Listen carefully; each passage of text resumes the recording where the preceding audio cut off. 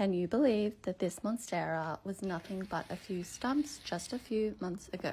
It had been abandoned in the street, and after about a week walking past it, I decided I was going to rescue it. The leaves were mottled, which means there was a pest lurking in them, so I cut them all off and got rid of this gnatcatcher as well. I took it home, gave it a rinse and a slow release fertilizer, and put it away from the rest of my plants. At first there was a few awkward new shoots and leaves, but pretty quickly beautiful fenestrated leaves were forming. I left this one outside in the sun and the elements, and it honestly thrived. Once she was looking stunning and didn't show any more signs of pests, I moved her to a more prominent position.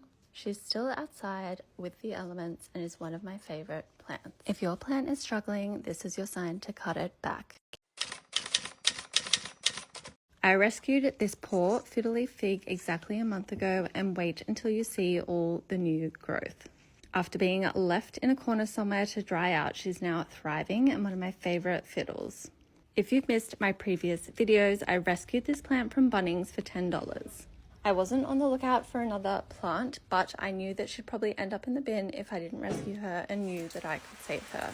One of my most frequent requests is how to bring a fiddle leaf back to life, so let's go through it together. This was to give her a really good soak to decrease the stress she was going through, and also try and wash off any pests that may have been lurking. Next up was damage control, which looks like removing any of these dodgy leaves. One of the main reasons I do this is so the plant can focus on producing new leaves and it's not trying to save these existing ones. As well as cutting them off, I gave every leaf a good tug just to make sure that they were sturdy and going to stay on the plant. Next up was pest control, and I sprayed this plant down with an insecticide. As well as dealing with any bugs that may have been hiding, it's also a fantastic leaf shine. This is the day after I rescued her, if you can believe it, and she already looks so much better. So now it is time for a repot. I honestly don't know what medium she was planted in, but it was not doing any favor for the roots, and it was holding a lot of moisture and taking up a lot of space.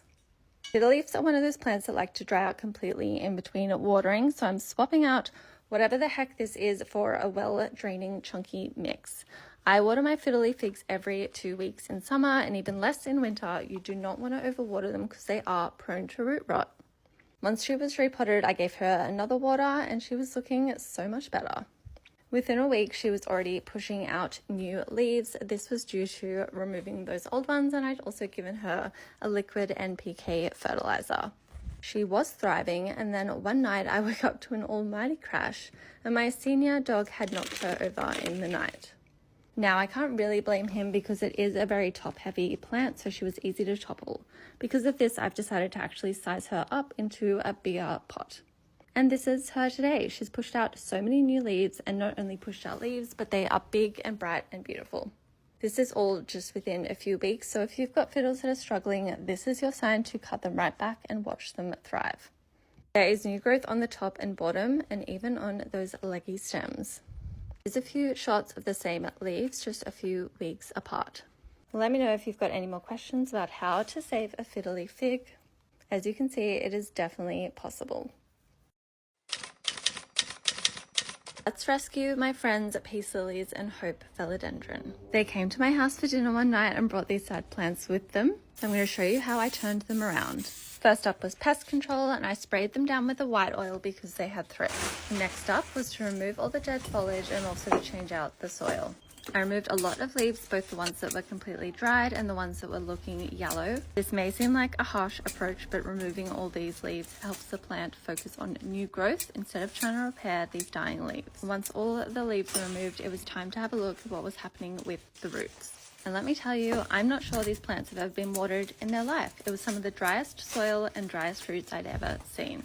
I removed all of the soil and a lot of the roots, and at this point I decided I was going to turn one of the peace lilies into a hydro plant. As you can see here, these roots are super dry, and my friend was also obsessed with the hydro plant that I had, so I thought it was a good opportunity to make her one. So we have quite the destruction zone, and I threw all of this out. The soil, the old leaves, the pots, even this tarp all went in the bin because I didn't want any thrips or issues getting into my plants.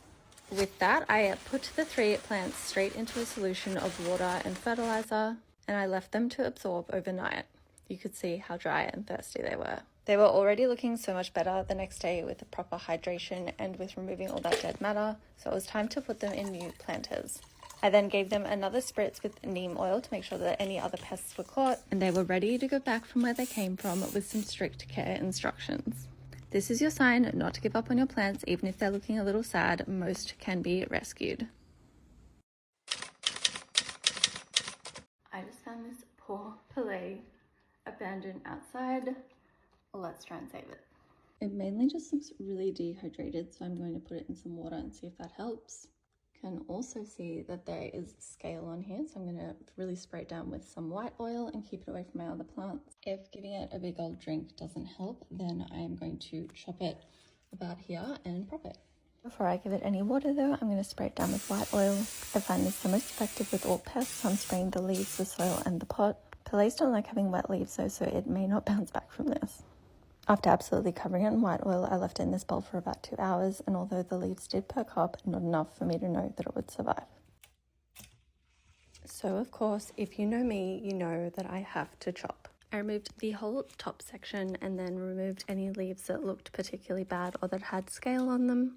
Ordinarily, you can propagate Pileas via leaf cutting, but seeing as this one had scale and also damp leaves already, it just wasn't worth the effort. Here is a close-up of what the scale pest looks like. They can often be missed or mistaken for leaf damage. They're usually white or brown and lucky are easy to remove. After the big chop, the original plant started producing new growth pretty quickly. This is a week later and you can see all these little buds. I find most plants will thrive once you have removed excess foliage, and this Pilea is no different. This plant is known as the friendship plant because it produces so many of its own pups that you can easily give them away. Each of these groups of leaves can turn into their own plant, and that is exactly what I've done. You can leave them on the mother plant, but as this one had been through it, I decided to water propagate instead. I much prefer water propagation over soil propagation because you can watch what is happening the whole time. This is very satisfying, and it's also a great way to display your cuttings. I tend to repurpose any cute bottles or jars I've received product in. I also always have my eye out for cute vessels in thrift stores. Each of these water propagations rooted fairly quickly. As a general rule with any water propagation, I wait until the roots have grown at least 2 inches long and until they have first and secondary roots before I transfer to soil. I find the plant has a better chance of adapting once the roots are longer. After a few months, the plant had already outgrown its pot, so I upsized. You can see there are new plant pups growing. She is really living up to the friendship plant name. This is such an easy plant to repot, and because I am transferring it from a pot with drainage holes to one without, I'm going to put it in a nursery pot first. Before this, I'm going to remove some of the old soil. I'm also placing a mesh round in the bottom of my grower's pot. This is such a great hack to stop soil falling out the bottom of your planter, both when repotting and also when watering. I often get asked why soil doesn't run out the bottom of my plants when I bottom water, and this is why. I've added a small amount of soil to the bottom of the pot, put in my Pilea, and now I'm adding more soil around the outside. As I said at the start, these plants don't like having wet leaves, and usually I only bottom water them. As this is a repot though, I'm going from the top. This will help with soil distribution and also ensure that the plant doesn't go into shock from moving vessels and then partially being wet. And that's it. This is how you rescue a Chinese money plant. And also a little bonus of how to repot one. For basic care, I water weekly, fertilize monthly. She's in a sunny room but doesn't get any direct sunlight on her leaves. If you're wondering what has happened to the top of the plant that I cut off originally, don't worry, she didn't go in the bin. She is now a hydro plant. I found that roots grew the whole way along the stem when I kept her in water. I don't have a long-term plan for her, but she looks pretty cute for now. I recently stayed at this lofty Airbnb with this gorgeous Monstera, and although from afar she looked great, I could tell there was a few issues right away. Being the planty gal I am, I could not just let her suffer like this. The plant looks like it's never been wiped down in its life. There was dust covering all the leaves and the stems. As well as dust, she also had a pretty bad scale infestation on all the leaves and the stems as well. As I was just a guest, I didn't have any white oil or neem oil, which is what I would usually use to treat this. Also, of course, no fertilizer or secateurs, so I just did what I could. I went in with a damp cloth and wiped the stem and the leaves, and then also did the same for the scale. I picked off what I could and then used the cloth. I used some warm water to help remove it and did manage to get most of it off. I even ended up removing a few leaves because they were too far gone, and they were the leaves at the bottom of the plant anyway. After doing what I could tell she looked way better, and I gave her a really big drink of water. She ended up taking about 2 liters before the water started coming out the bottom, so she was thirsty as well. Let me know if you would have done the same.